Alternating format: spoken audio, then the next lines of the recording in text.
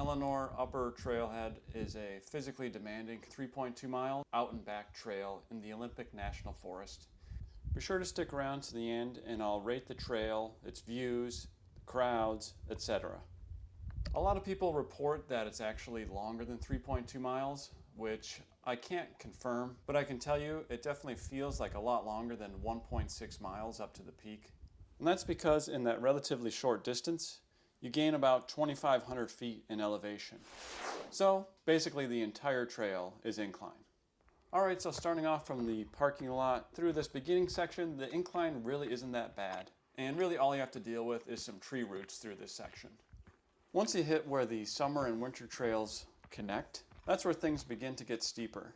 And the trail also gets quite a bit rockier through this section, so be sure to be careful with your footing from here. And trekking poles are probably a good idea if you have them.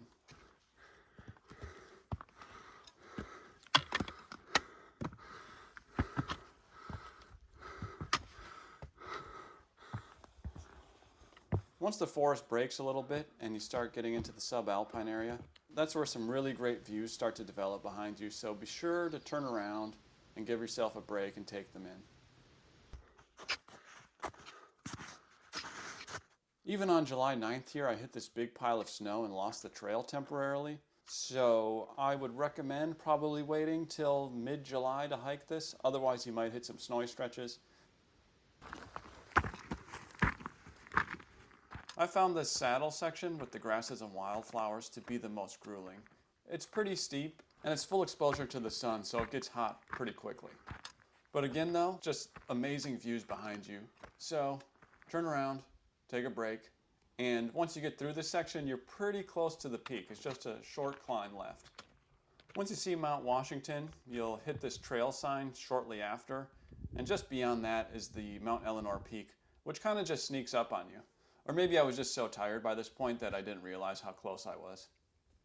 At the peak, if you're lucky and get a clear day, the 360 views are pretty incredible of the southern Olympic range here.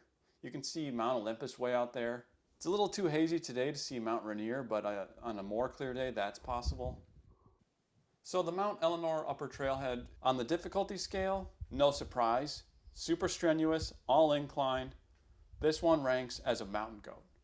Alright, so the views, no question, 5 elk racks. Try to hit a clear day and you're going to have some phenomenal views. Now when it comes to the trail condition and being able to navigate it, while it is a tough hike, the trail was in great condition. I give it 4.5 elk racks. There were no fallen trees when I hiked it.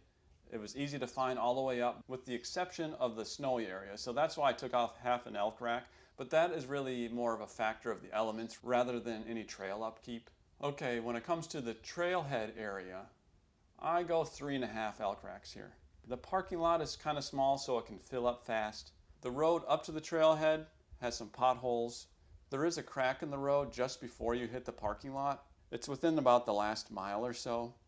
I drive an SUV, so I was able to get over it quite easily. I did see some sedans had driven over it, and on one trail report I did see even a Prius got over it.